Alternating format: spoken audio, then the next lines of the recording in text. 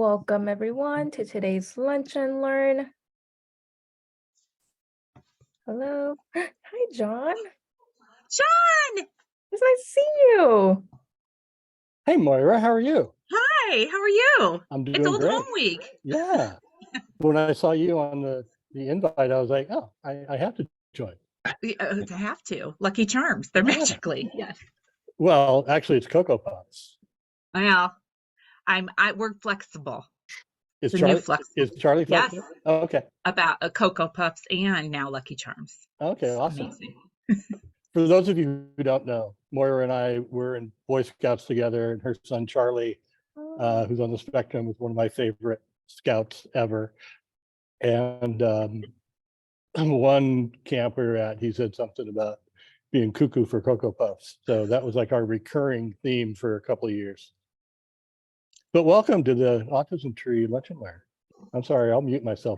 Back to Lupe. Good. Very cute. We're just waiting I a couple love it. speakers, so it's open mic at the moment. So I'm just waiting on a couple more people and then we'll get started. No worries. I was going to say I'm going to turn my camera off for a little bit because I took the literal lunch and learn, as you know, and I don't want everybody to see me stuffing my face. So, but I'm here. So thank you. To see you, Michelle. Michelle. All right. Oh, let me. Hi, Moira. I wanted to give a shout out to you. We met. Hi, Kevin. We met Yeah, the Canyon at the transition fair. in April. Awesome. Well, nice to see you again. Good to see you too. Moira Allbritton, this is your life now. Okay, I'm gonna share my screen and go over a couple of rules and then I'll pass it off to Lisa. So if this is your first time joining Lunch and Learn, we have a couple Zoom rules. Just mute yourself when you're not speaking. We do recommend speaker view for presentation, and then video sharing is optional, although we like seeing everyone's smiling faces. And then we like seeing that interaction with our speakers. So if you have any questions or comments, feel free to use the chat. And then these are a couple of Autism Tree updates. Up to date, we have 297 intakes this year so far. We offer 19 programs, 13 are in person, 3 are hybrid, and 3 are virtual. And then since we're end of May, we have 3 upcoming events. For this weekend, we only have our adaptive dance for ages 5 through 10 on this Saturday at Tap Fever Studios. And then we have 517 impact videos on our Autism Tree YouTube channel. So if you can, subscribe today. And we have 117 Lunch and Learns uploaded on that channel as well. But then I'll pass it off to Lisa, who's going to introduce our speakers for today. Well, hi, I'm Lisa Fisher, and just to give a little background, I've been very familiar with the Autism Tree project. I actually met with Dana before she even, when she was just thinking of the concept when our boys were about 3 years old. So I go way back with Dana Hoff, the founder of Autism Tree Project. I remember us talking about the tree and the hearts and designing that anyway, a long time ago. I myself have been on the Lunch and Learn, maybe, I don't know, a year ago or something about that. I have a severely autistic son who's 26 years old. So I told my journey on my Lunch and Learn. And I have become affiliated with the Exceptional Family Resource Center, actually through one of the speakers. Her son and my son lived together in a group home. And so that's how I became familiar with it. And I actually work very part-time with it now, and just helped with a conference and helping with videos for group homes when parents are looking at that possibility for their child. And it will be on our Exceptional Family Resource Center website coming soon. So let me introduce first Moira. So like I said, her son Tim and my son Blake have lived together as roommates for probably, I don't know, 6 or 7 years. And we always enjoy seeing Smiley Tim, and I know she likes seeing our son. And so our lives have become very entwined, and she'll be telling you her story. And then through Moira with the Exceptional Family Resource Center, I met Joe, who looks like just a different vision of himself from when I met him, because he'll tell you, but he looked like Sinbad the Sailor. He was wearing a patch, and I found it very intriguing. And so since then, I've gotten to know Joe a lot better. and all the good work that they do at the organization. So I'll let them go, but I just have enjoyed working with both of them now, and I have obviously a much more personal relationship with Moira. So anyway, thank you, Lupe, and it's nice to meet you also. Thanks, Lisa. I'm going to go ahead and share my screen. And then I'll go into the presentation mode. Hi, everyone. Thank you for having us at Autism Tree Lunch and Learn. Moira and I are with EFRC, and EFRC has been empowering families in Imperial and San Diego County since 1990. So for about 33 years, we've been providing support, information, and resources to families of children with disabilities in these counties. And over the next few slides, we'll go into detail exactly how it is that we do that. But the first slide, we're going to go ahead and introduce ourselves. So I'll just go ahead and mention myself first. I'm Joe Goyos. I've been working with families that have children with disabilities and individuals with disabilities for the last 20 years. How I came to this field: when I was 12, my dad had a spinal injury at work, and he was left with limited mobility and became a wheelchair user. So disability came into my life at that point. My parents are from Cuba, they're immigrants. My mom didn't speak any English, so I became de facto interpreter for her. This was the 80s and late 80s, and there wasn't interpreters as plentiful as they are now. So I was attending doctor's visits, SSI, food stamps, kind of all that stuff with my family. And that kind of guided me to a life of working in this field. So I started working as an instructional aide or a paraprofessional, and then kind of moved to New York for grad school. And there I ran a structured day program for adults with traumatic brain injuries.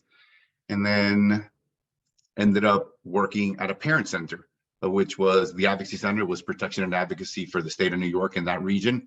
And that changed my life. I saw parents move mountains for their children. And when they were able to make this change for their child, it not only made a difference for their child, but for a plethora of kids that were coming behind them that were all of a sudden able to take advantage of that new program or that new service that was available to them. So I kind of felt inspired by it. And my wife at the time, my ex-wife now, was an academic. So we were bouncing around the country. And every time I landed in a new city, I found their closest parent center. And when we moved to San Francisco, I got connected with the parent center there and worked there for several years. And 3 years ago, moved down here and started working with Moira, Lisa, Joyce, and everyone at EFRC. So that's kind of my introduction to disability and my working in disability as a professional. As a parent, when my daughter was born 14 years ago, she had a speech delay, and we had most of that resolved through the medical model. So I didn't necessarily have to do the IEP with her. So I kind of, at that point, knew this world from a offspring of a person with a disability, a professional, and then a parent of a person with a disability. And Lisa mentioned that when she met me, I wore a patch. So 3 years ago, I was already a person with a disability because I had dyslexia and ADHD, but 3 years ago, roughly, I acquired a brain injury, which left me with some damage to my fourth optical nerve, my short-term memory, and some of that issue. So I wore an eye patch because I had double vision as a result of axial torsion. Both of my eyes had rotated out. So horizons and everything was crisscrossed, and had to wait a few years to be a candidate for surgery. And then eventually strabismus surgery was able to correct most of it. So about 4 months ago, maybe 3 months ago, I had surgery and I no longer have to wear an eye patch. My brain continues to heal. So I can see my short-term memory working better. My irritability is less, Moira will tell you. And and I'm glad to be here. But other than that, I think I've spoke enough about me, and I will turn it over to Moira. I feel like you didn't tell the most interesting things. What was the most interesting things? Like you didn't talk about that he had the surfing itself. So the brain injury you go. occurred as a result of a surfing accident where I was knocked unconscious, and then I subsequently drowned, and someone found me in the water floating face down. They pulled me out, provided some form of resuscitation, not exactly clear. Nobody has a complete story on what happened. I was airlifted from the beach in Encinitas. They landed a helicopter on 101 right there in Cardiff, and I was airlifted to Scripps La Jolla, spent 6 days in the ICU. I was intubated on a ventilator. They told my family I wasn't going to make it, but I did because I have my dad's genes, which makes me unkillable. And we're glad. The Goyos are hard to kill or hard to die, but I'm grateful to be here and have a whole new perspective on this world as well, which I'm also grateful for.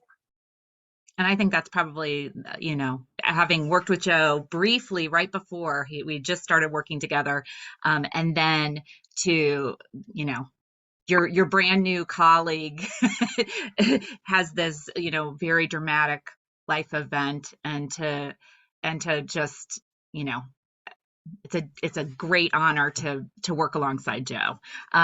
Just briefly, because I'm going to go into more detail about why you're, you know, why I relate to Autism Tree, is that I am the mother of 5, 4 of whom are on the spectrum. And it's all on the screen. Let's go ahead to the next slide, Joe. No. Oh, yes. No. The most interesting stuff will be later. Okay. Okay. So I'll go ahead and jump in. So this is kind of our like guiding motto or mission statement, which is EFRC strives to empower families by providing support, current information, resources, strategies to collaborate and communicate and establish positive relationships with school, service agencies, community members. And we really like to focus on the word empower because we're trying to teach, kind of like that old saying, we're trying to teach families to fish, not fish for them, so that they can have dinner for the rest of their lives, not for as long as somebody's catching it for them.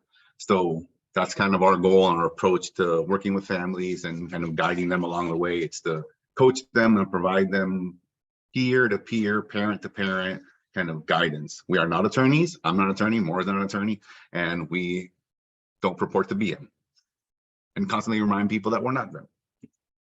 So as far as our agency and some of our core values, we feel that the services should all be family driven and focus on the individual need of the family.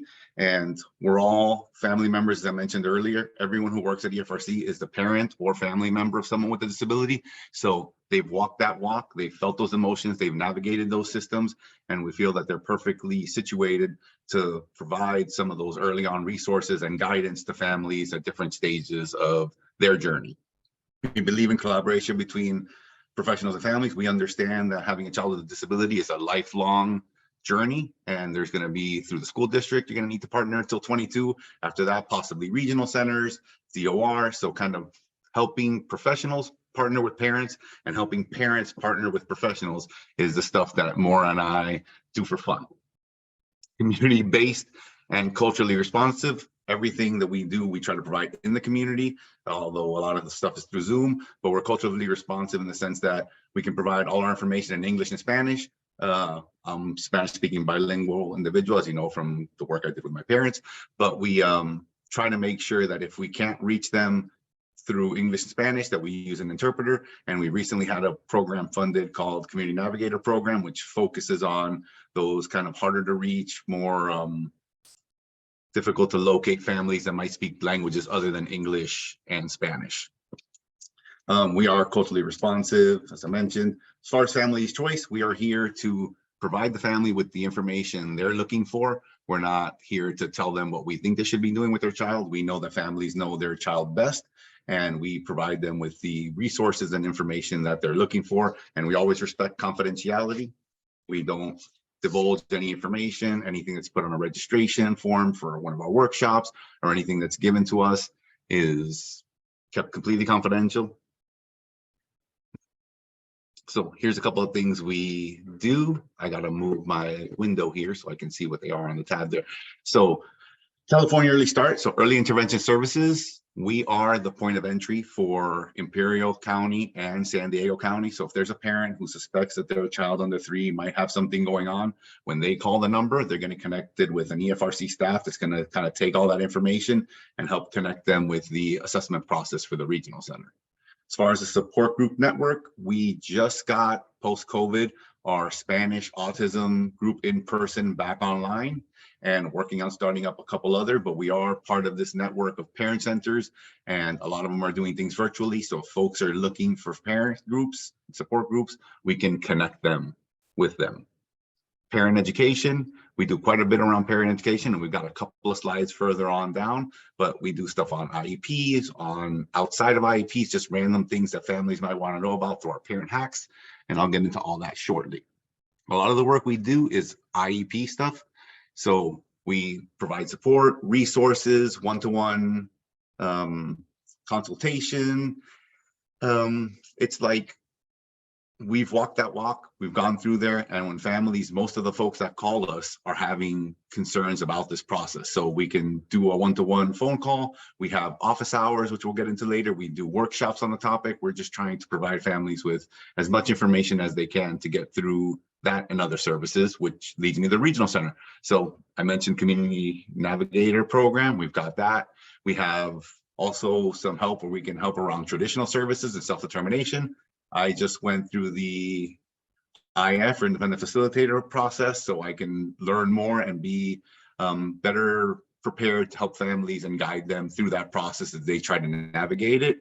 And then, you know, referral warm handoffs. We don't know everything, but we know where we can find a lot of the stuff and how to connect people with the folks that do know whatever it is that question is about. So whenever we can, we try to call whoever we're referring to first, let them know, hey, I have a family I'm going to refer to you. I'm going to hand them off and make sure that they are given a warm handoff and not just a phone number where they leave a message and could be dropped off of somebody's radar. So just another slide with the phone numbers of the Early Start referral line. If you know anyone with a child under 3 who has some concerns about development, pass either of these numbers on and they'll get connected and get the process started for Early Start. There's a little QR code that'll take you to that information as well. So we are a family empowerment center. Family empowerment centers were part of State Bill 511 by Dee Allbritton. If the name sounds familiar, she's a local individual from San Diego, but the idea was that we needed these parent centers to help families navigate the special ed process, families birth through 22, and you provide them with information, training, peer-to-peer support. And initially there was supposed to be 32 of these. And at first they only did 11, and only recently did they finally up the number to the 29 that there should have been.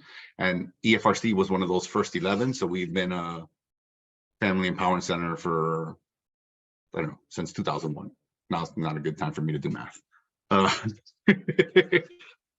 So some of the trainings we do, as I was mentioning, we do things on transitioning, we do things on ITPs, transitioning from early intervention to school-based services, how to transition from one school to another. Workshops we have coming up is that big circle in the middle, IEP basics. You'll get this PowerPoint sent to you as a PDF later, and all the links will be live. So if you just click on these, it'll take you to the registration page. These are all on Zoom. So we're going to be doing IEP basics, which we offer every month, and every couple of months we go into beyond the basics. So IEP basics talks about like free and appropriate public education, the least restrictive environment, how a child gets assessed. It's very basic, but when we decide to go into the beyond basics, we go in depth into the difference between modification and accommodation, assistive technology, behavior intervention plans, extended school year, just stuff that we can't cover all in an hour and a half of the basics. So we've decided to break it up and be able to focus and go into each area a little more in depth. And every couple of months also, we do a meaningful parent participation in the IEP and beyond, and we don't have one of those scheduled for this summer. Parenting hacks. This was one of Moira's great ideas. We had this concept of developing short videos, short trainings where we partnered an expert with a parent or a group of parents, and they provided some information, usually 30 to 45 minutes. And then the parents will be able to come in and give their experience about how they were able to navigate that information. And we've done approximately 15 of these, and they're all on our YouTube channel, and there's a link there. The next one coming up is going to be on IHSS, and it's going to be with Mary Ellen from the State Council on Developmental Disabilities. So it's on the 22nd, and that link will take you to that. But like I mentioned, should be on the next page probably, is our YouTube site where we've cataloged all these videos that we've done so far. But you can see some have been on neurodiverse representation in children's literature, how to travel, air travel, and we had somebody from TSA come and give us all these tips about how to prep for that, making the best of interpretation services. We work with a great, fabulous interpreter, Mario Garcia, who did this workshop on how families can best access interpretation and make sure that families are getting the information they need. And I won't read all of them, but please visit our YouTube site. Hopefully there's something there that will appeal to you and you can pick something up. So office hours, we mentioned that earlier. We kind of based this on the concept of when we were in college, there was a professor just sitting there during his office hours. You could just drop in and ask any questions. And it's kind of the idea. They first started off as IEP office hours, and we started to get some other questions, and we're like, all right, let's be clear and let people know they can come with any question. So it got changed to office hours. Now we're thinking about calling them check-in hours, but we got this beautiful logo made and people are like, we can't change it now. But we basically take questions on IFSPs, IEPs, transition plans, and Moira and myself are on there, and Elena, another one of our colleagues, and we kind of like field the questions, and all three of us will brainstorm, and it's a great opportunity to have three minds kind of approaching a situation or a problem that you're having, as opposed to one person, which you would have if you just called and spoke to someone. And those are the dates for the two upcoming ones. We do one twice a month. We do one at night, 8 to 9, so the families can have time to maybe put the young kids away to bed. And then we do one during lunch, so that if people are working, they might be able to sneak off during their lunch hour and make in a quick call. There is on Zoom, and there are more than one person on there. So many times, if the person's Spanish speaking, I can take them into a breakout room and work with them. If the families don't mind saying it in front of the two other people that are in there, they've found that the families like to hear what other families are going through, how they're navigating a situation, because it helps them prepare for a possible situation that they might face in the future. So if you know of anyone who has any questions, office hours is a great place to get three minds working on an issue versus one. Create and connect. So Moira had this, Moira's full of great ideas. Moira had this idea about a book club, and you'll hear about it later. I have dyslexia, as I mentioned, and ADHD. I don't really like reading. I love art.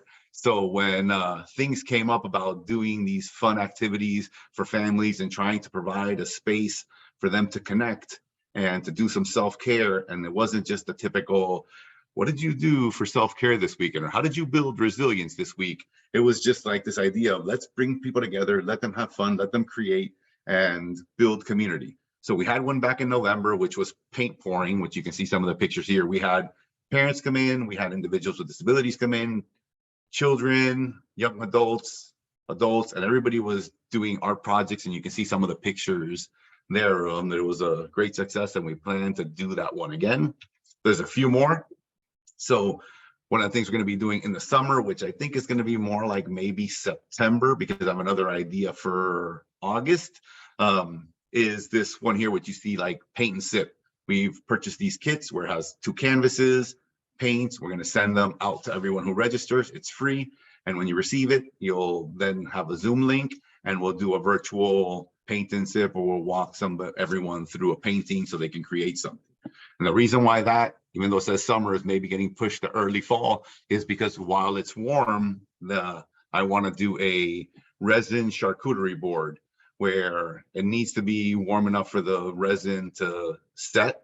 So we're going to try to do that in August, and then make sure that everybody has one of these little boards to take home and place a couple of nice meats on top of, and it'll look like an ocean wave.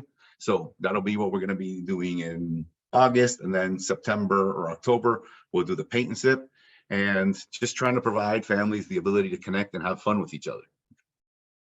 And then IEP Day. So Moira and I do conferences and speak in several places. So this was from Involved Exceptional Parent Day, where we did a workshop on how to better communicate with your teams, to understand when your team comes into a meeting, what are some of the issues that they might be dealing with communication?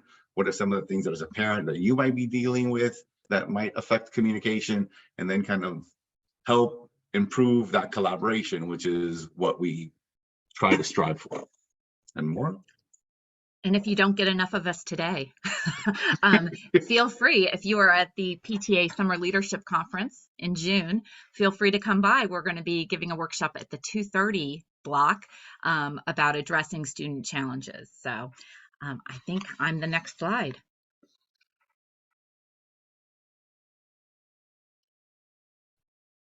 I'm not quite sure why there we go. So Joe mentioned book circles. So I'm going to try not to jump through the screen at all of these, but we have 2 book circles running right now, and Lisa and Joe and I co-facilitate these book circles. One meets on the first Thursday morning of the month at 10:30, and one meets on the first, did I say Tuesday? I meant Thursday morning. And then one meets on the first Tuesday evening of the month at 7 p.m. We meet only 1 hour. Like, we're pretty good about honoring that, 60-minute time slot. We read one essay at a time. So it can be from 2 pages. I think the longest essay was 24 pages.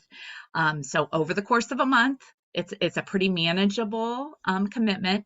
And we do not shame anyone who doesn't. We don't take roll call. It's just come if you can.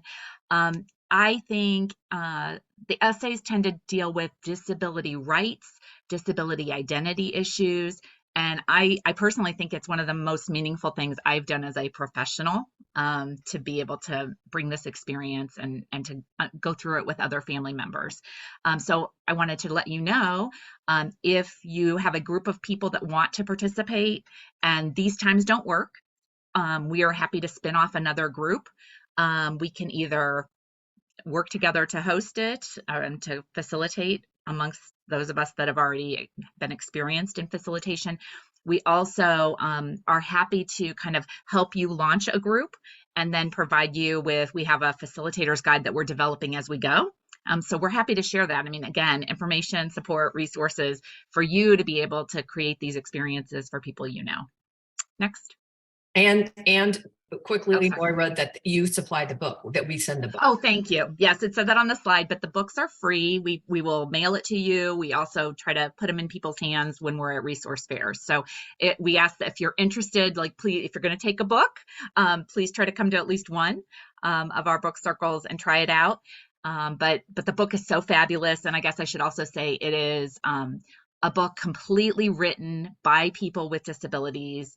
And it's different slices of life, different issues, different, I would say, any way that you could sort the human race or humans. There's people from a spectrum of disabilities, all different parts of the world. It's a really fascinating space that we've created.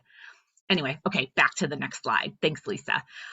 This is, you can follow the QR code. You'll also have a link on the PDF to view a curated Padlet or a hub, I guess you would call it, of local resources and some not local resources that are specific to people that are in that transition age time span.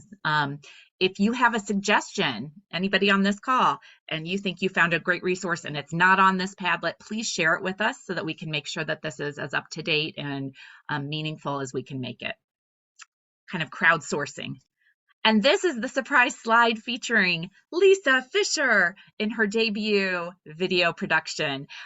This is our Close to Home Residential Options video series. We are hoping to get post-production completed this summer. And I want to say there's going to be 5 videos to start. They explore residential options for regional center consumers. Thanks to Lisa, this was an idea that she took it, this idea, brought it, and it's now coming to fruition. And the goal is really to destigmatize and demystify the process of placement, but also what it's a journey for an entire family. And more topics are going to come. I want you to know it's not just going to be, oh, here's, residential placement, this is your only option, but it's the one that is so hard on families. It is so hard. And so we wanted to provide, again, information, resources, and support for families that are going through this sort of decision making. So all the credit to Lisa. And by the way, she is fabulous on camera. I'm sure her lunch and learn was awesome. Next slide. I don't know why this ends up getting stuck sometimes. There we go. Okay. I just want to point out, we are this current. We are giving you a workshop that's happening in less than 12 hours. So this is, we've partnered at EFRC with Parents Helping Parents to publicize Connections California offerings that support families of adults and nearly adults. And so this one tonight, again, it's online, it's free. Helping your young adults to take hold of their mental health. I loved this part, like how parents can monitor without hovering, guide without lecturing, and scaffold without rescuing. And I just want to make sure that you know that we're here to provide resources, whether we create them or not. Like where we can find the best resources, we are going to try to connect you.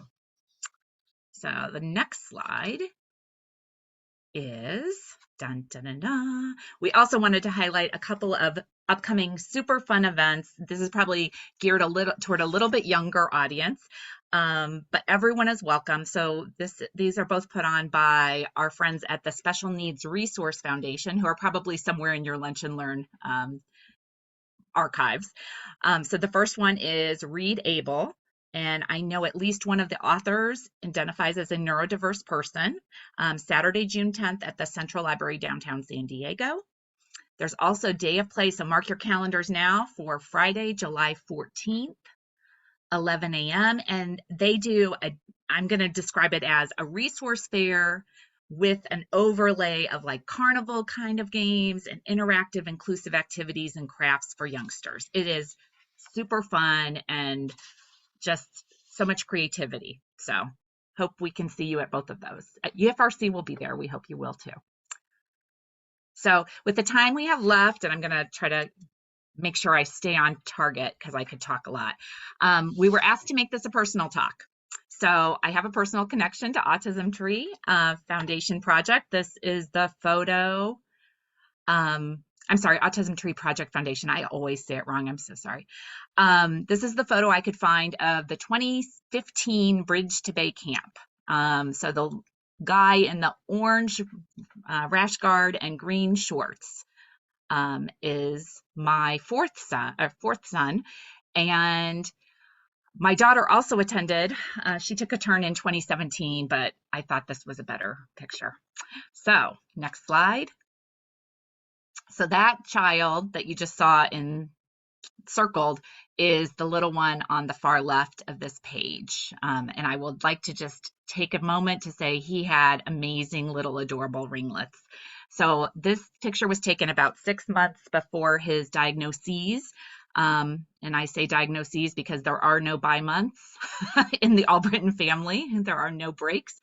And I also want to say that I have permission to use the images and the content that follows for the 3 youngsters in this picture that are pictured that are now adults. So before there were diagnoses, way back in old times, they used to give different labels. Now they have levels. But these children, when I look at the photo, they were taken, this one was taken during one of my husband's deployments. And I remember how long some of those hours and minutes stretched. And now, with the benefit of hindsight, I get to look back and go, oh, the years have just flown by. And it's, I guess, whether your child is 18 months or 12 years old or an adult, my message in the next like 10 or 15 minutes is that your child is still developing. And so the purpose of everything that the Exceptional Family Resource Center does and everything that Autism Tree does is to advocate and work toward our children becoming valued members of their communities. And so everything we do as parents, every speech therapy you're driving to, every nap that you have to wake them up to take them to a doctor's appointment, every assessment, every wipe, every bath, every meal, every walk, every ABA session, every RDI consultation, every IFSP, IPP, IEP, IPE meeting, every form you fill out, every Vineland you fill out, every day of school, all of it is about making progress toward the eventual goal of adulting. And so that's going to be my message for the next 10 minutes, I guess. And so let's go to the next slide. I can't help myself, must share a resource. So this resource is one of my all-time favorites. And you're going to say, why would you love a slide that is so busy? And I want to give credit to Shasta 21st Century Career Connections for the slide, which I took the liberty of amending by crossing out teens and writing people. Because number one, growing up is complicated. Growing up is busy. It's a little overwhelming for everybody. I want you, if you don't have a student that is old enough to go through transition, if they're not having a formal individualized transition plan yet, someday you will. And this is a phenomenal gold mine of goal ideas for you to cling to. We crossed out teens and wrote people because there is no expiration date on learning and developing and growing. And so just because you're turning 20 or 22 does not mean you stop changing, right? So we can go to the next slide, Joe. So I wanted to really think about where I was when that first picture was taken. And I wanted to try to give a partial answer based on my 52-year-old self to that question that the 26-year-old me, and then later the 32-year-old me, and the 35-year-old me, and the 40-year-old me wondered and worried about when I got the diagnosis of an autism spectrum disorder for my loved one on 4 different occasions. And really the question we all sit with, if we admit it, is what does this mean for my child's future? And so the answer I've decided at age 52 is no matter the support needs of an individual, that we're still all looking for a self-determined life. And that's answering the question, with whom am I living? How am I continuing to learn and change and develop and grow? How am I going to contribute in a meaningful way to my community? And then the one nobody mentions is what brings me joy and connection. And so together, that's sort of my pyramid of greatness in terms of where am I going with being a mother or being a parent. Okay, next slide. And so I don't know if many of you remember Irma Bombeck. She had a really famous essay that was where she wrote each of her 3 children, and the line is, I always loved you best. So this is my riff on that. So this is one of we have the convenience of having all the levels in my house. So if I could time travel to this young man's mom when she got a diagnosis about him, I would have liked to have whispered in her ear that the most important thing for this young man to have learned would be executive function skills and learning how he could get himself in an optimal learning mode. That those are the things that would end up being things that we needed to work on for a long time. Cognitive flexibility, planning the work and working the plan, social thinking, all that metacognition, those are the things that I look back and I'm like, those were the things that where we put that time and attention made a huge difference. Not just the social interactions of the, when we think social thinking and metacognition, we often think of understanding the person we're interacting with in a conversation. But I think there's also that learning to have that internal monologue that keeps a person kind of productive, moving forward. We need explicit teaching around that. And he had this amazing opportunity for 6 short weeks to have someone help to model how to catch yourself straying off topic or off task with an internal, kind of like a narrator. And that's pretty important. We found out it was pretty important when you do patient history and physical, when he encountered that class in PA school. But that's another story. So next slide, Joe. So then, as I said, we have it all in our house. So I'm going to start by saying that victory pose is not because he lives with his parents. It kind of the placement of the photo makes it look like, yay, I live at home, but that is not what it's about. He got a T-Mobile phone for graduation from high school because I am that much of a battle axe that he did not have a phone until that time. So I would love to have emailed his mom and said, yes, focus on the diploma, but he's not too good or too fragile or too smart or too tired for manual labor. So I'm thankful looking back that he had an IEP team that pressed him and me to include work experience. When we came back from COVID, he only had about a year back in person. And so we had all transitioned to shove into 1 year, and I was very resistant to not focusing on getting that diploma at every minute. And I'm really grateful that he got to work an hour at a hardware store a week, and he got to work 2 hours a week at a museum cafe that you might recognize in the background. And so when I realized last year at this time that we were going to be saying goodbye to 30 hours a week plus the bus of supervision, and that the week after graduation, he would have 4 hours of ABA and 25 minutes of speech, and that's all. We got a message from the museum saying that they wanted to hire him to work as a direct hire. Like, they wanted to pay for him out of their own money. And that was a pretty freaking great day for our family. And if you had asked me, 6 months before, oh, is your dream that your son's going to work for 4 hours a week at a museum cafe? The answer would have been like, oh, not really, but it gives him structure. He's part of a team.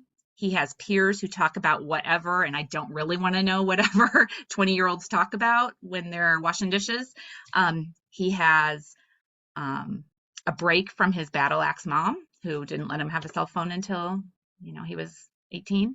And he's earning a paycheck, which is society's way of saying sometimes that we really like you. We want you. You're doing something that contributes. That's sometimes a value. And so that's one of my kids. Let's go to the next slide, Joe. I think I'm okay on time. Let's see. I'm perfect on time. This one's mom, and this is the one that Lisa, that lives with Lisa's son. This one's mom probably deserves a stamped handwritten letter, because that was that long ago, pre-email, pre-World Wide Web telling me anything about autism, back when autism was 1 in 1,000 prevalence. I would tell her, this one, that practicing independent living skills in places that independent people frequent counts too. That when I realized the connections that he has made over the years, because he loves to say hi to, like, he wants to know everybody's name in every store. If he sees a name tag, he greets them by name. And I used to be embarrassed of that, but now I've decided that, hey, he might be the only one like saying it in a polite, respectful way. We're going to go with it.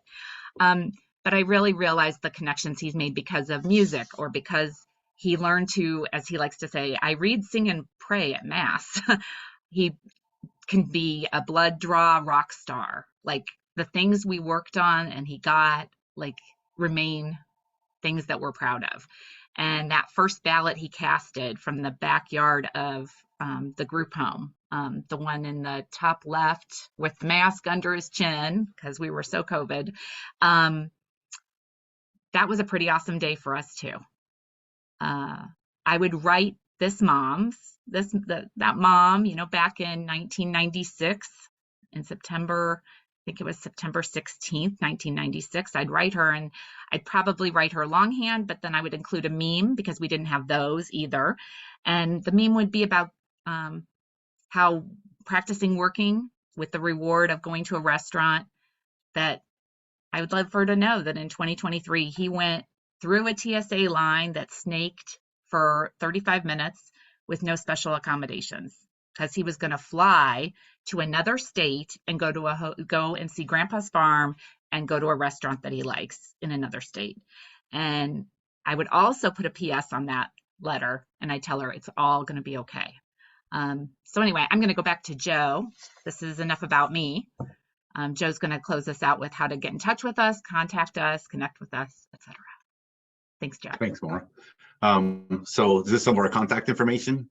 Up there is how you can get connected to us. It's a voicemail. You leave a message, someone listens to it the next day and then forwards it usually to me if it's an educational issue or things of that nature, and we get connected that way. There's also on our website an online forum where you can click contact us and things will get to us. You could also refer directly to us. And there you'll see Maura and my emails. EFRC is part of the San Diego State University Interworks Institute. So that's kind of why we all have SDSU emails. And then any questions that are education related can come to Maura and I directly. If there's any questions about regional center referrals, that's Elena Katsas, one of our colleagues, who's usually on all those office hours, but couldn't make it with us today. And then if you're looking for someone to attend a resource fair or to come over to your location and do an EFRC overview for your families, you can send that to Joyce Clark. That's me and Maura's supervisor. And for some reason, this gets stuck when I'm trying to advance slides sometimes. And then best way to connect with us is this is our link to our events calendar. Full disclosure, it's rough to get it updated. We have a very old website and it's not working so well. And we're in the process of changing our website and moving to something that's more accessible for screen readers and for all kinds of things, but it's taking a little longer than we'd like. But I would recommend that if you do want to stay up to the last minute on information about us, our Facebook page, I constantly post to that, and so does Maura, and so does Joyce, or that anything that's coming up. So it would be more likely that you would get the most up-to-date information on any workshop coming up through our Facebook page. We have started an Instagram page. It's not as populated or comprehensive as the Facebook site, but we're working on that. And then there's the link to our YouTube channel, which I believe someone may have dropped in the chat for us. Thank you. I think it was Michelle. Yeah, I think I saw another comment in the chat asking if we could make it to a parent night to speak, and we can. That was mentioned in the previous slide. But yeah, so these are ways you can get a hold of us, and we look forward to questions and hopefully hearing from some of you. Thank you so much, Joe and Maura, for sharing all this information, Maura for sharing your personal stories. We have a couple of raised hands, so I'll just call them, and then if you're comfortable with sharing a question, you're more than welcome to unmute yourself. But the first one I saw was Michelle. She has her hand raised. Or Kevin. Actually, Kevin was first, so Okay, I'll let him go first. All right, go ahead, Kevin. Thank you. And thank you very much for all this information. It's overwhelming, and it's on point, and it's hard to find. And so, and it's very important. So thank you both for everything that you do. One area I'm interested in particular, just because of the age of my kids, is applying for SSI.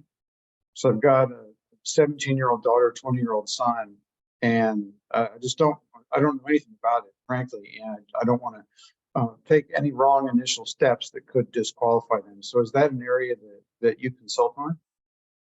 Maura? Do you want to? Maura, having just gone through the process.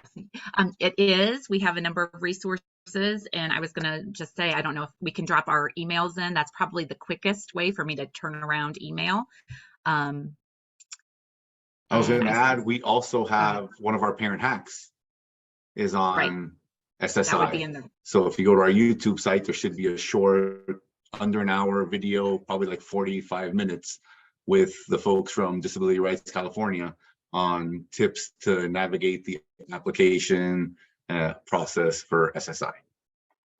Great, thank you. You're welcome.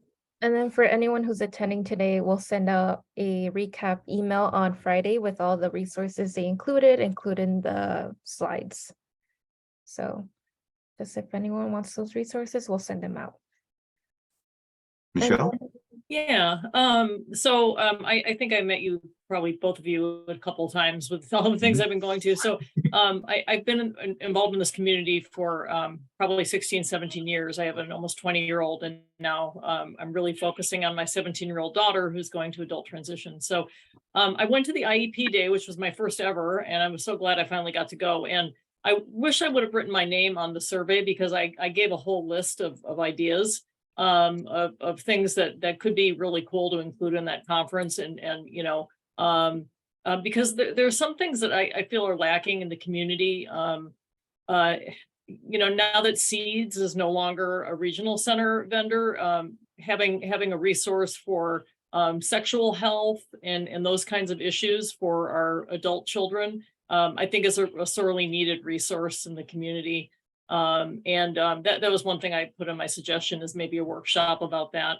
And it's hard trying to find all the options. We're trying to do self-determination, we're trying to do Department of Rehab and adult transition.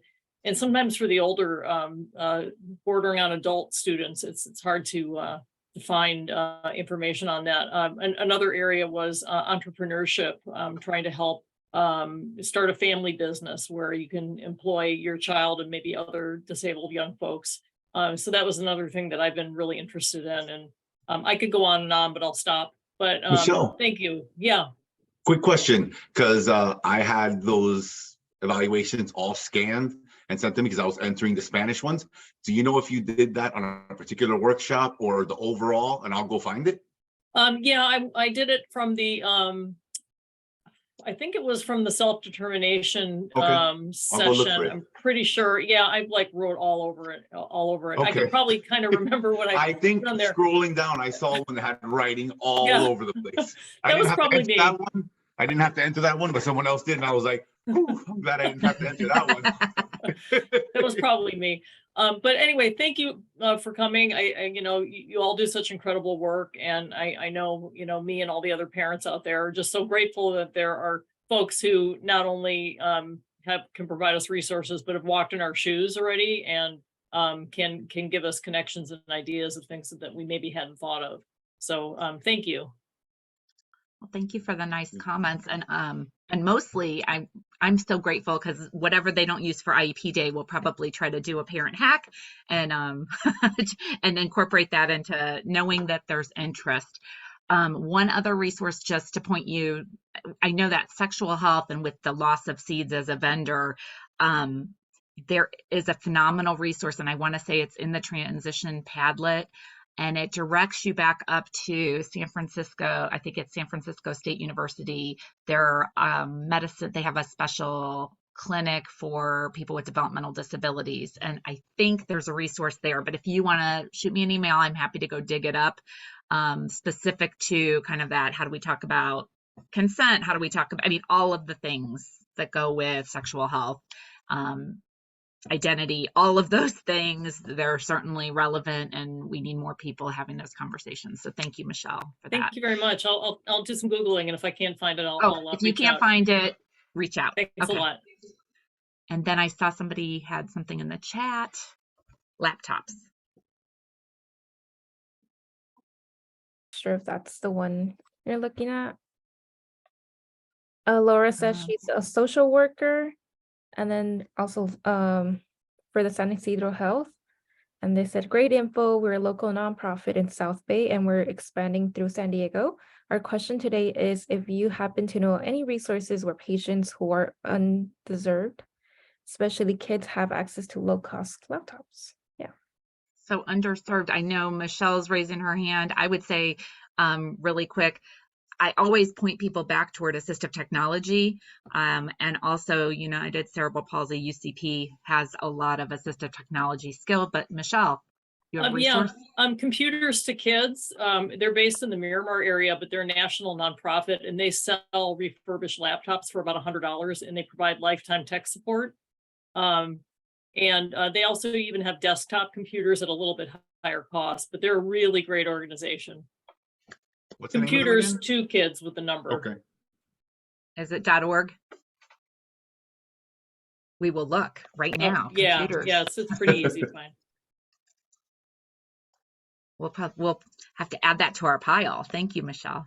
We might have to hire you for like all the training ideas. Well, I'm a librarian too by trade, so I'm kind of nerdy in that way of researching and finding things. Awesome. But yeah, I might have to volunteer. So Moira and I, for a SELPA, did a video series on navigating alternative dispute resolution.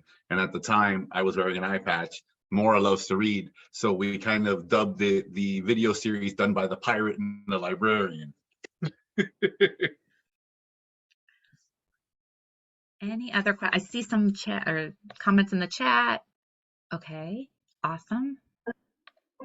There was someone asking for the link to register for tonight's meeting. I don't know if you guys have it. Sure. Look, Yeah. I think we can pull it and drop it into the chat really quickly because You that have is it? pretty time sensitive. Yeah, I can get it. Okay. Look at the multitasking that we're not supposed to do. No. And then Jessica, she said that based on Michelle's recommendation, she said she can attest to the awesomeness of their laptops. So Oh, Hmm.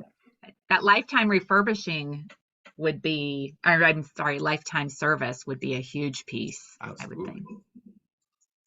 Any otherwise, I know this is lunchtime and we are just so grateful to Autism Tree for inviting us. And I'm so excited to see all the faces on the screen today. And just thank you so much on behalf of EFRC for letting us come. Yep. Thank you. I have one Thank more you. question, Yes.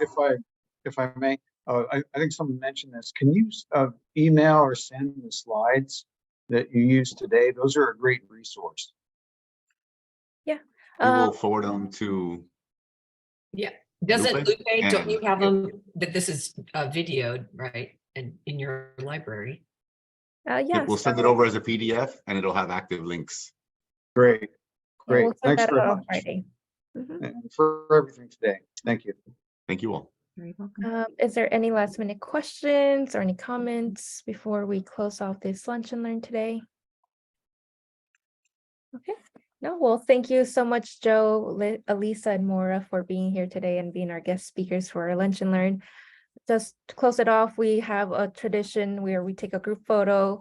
So if you're comfortable with turning on your screen, share your screen, and then I'll take a quick screenshot and I'll cut us off. And Jeff said, great job, guys. Thanks, Jeff. All right. Okay, one picture with big smiles, and There's I will one. do the one that's the most obnoxious. Okay, I'll cut us off. Okay, 1, 2, 3. All right, well, thank you so much, everyone, and I hope to see you guys at the next Lunch and Learn, and have a great day. Bye, guys. Bye. Bye, John. Nice to see you, John. You too. Say hi to everybody. I will.